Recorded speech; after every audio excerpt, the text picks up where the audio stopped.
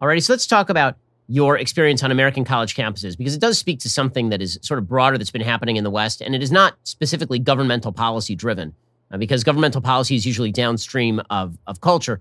We now seem to be a culture that values a sense of offense, that values victimization, that values the feelings of people more than it does the rights of individuals. And obviously, this is applied to you. I remember when you were essentially barred from speaking at Brandeis University for the great crime of being an alleged Islamophobe. How prevalent do you think this ideology is on campus? And then how far do you think that has spread into American society more broadly? I think it is very concerning, maybe even alarming, that in the United States and across Western society, we have a growing group of people who subscribe to this ideology of, they call it critical justice theory or critical race theory. Again, I think the general public just calls it woke because that's what they call themselves. But in this ideology, yes, it's all about feelings. It's about subjectivity. There is no universal truth. And like we spoke about earlier, they do hate America and Western civilization, not just the terrible things that we did in the past, but even the good things. We're all racists, we're Islamophobes, we're transphobes, we're this phobic and that phobic. And there's a rejection by the people who subscribe to this ideology of having any kind of objective truth where we can agree on what exactly racism is so that we can all fight it, or what exactly, homophobia, transphobia, Islamophobia, what these things are so that we can fight it. There is a corruption of language. There is a corruption of the curriculum of middle school, high school, colleges. And I don't think this is going to end well if we carry on this way, because in my view, that is how the closing of minds takes place. We're basically closing the minds of young people. People now in college, and the reason why they don't want me to come and speak in some of these colleges, or the reason why they don't want you to go and speak in these colleges, is because you're going to violate their safe spaces. We're accused of microaggressions.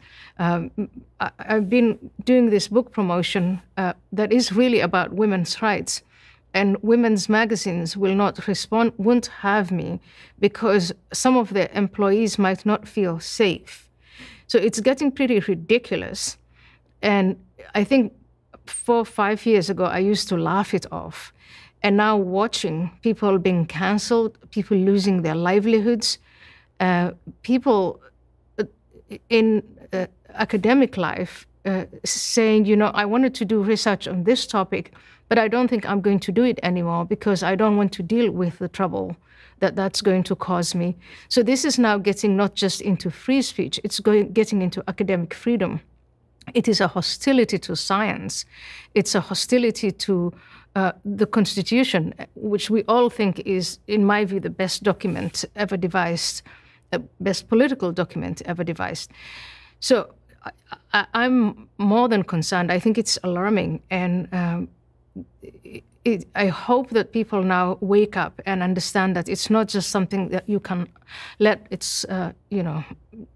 let it just happen. It's a fad. It's going to blow. It won't. It's getting worse and worse. It does seem like it's getting worse and worse. And I think a lot of that has to do with just an insane amount of ingratitude by people who have grown up in this society. I think one of the great problems with growing up in a prosperous society where essentially you can expect that when you are born, you're going to live 80 long years minimum, and that you're going to be able to go to a good school, that if you work hard, you'll be able to go to college, you'll be able to get a job, you'll be able to live whatever sexual lifestyle you want, is that you tend to think that these things are the natural state of humankind. You tend to think that is all natural, and that all the bad stuff, that's unique to your society. And so when something bad happens in society, you immediately look at society as the problem. It's our system that is the problem. Whereas it seems to me that if you've had any sort of outside view of any country other than the United States, you can quickly see that actually all the wonderful things about the United States and about the West more generally are not the natural state of mankind. They're quite unnatural, and they took a while to develop, and stripping away the central premises of these societies is likely to lead to a complete collapse.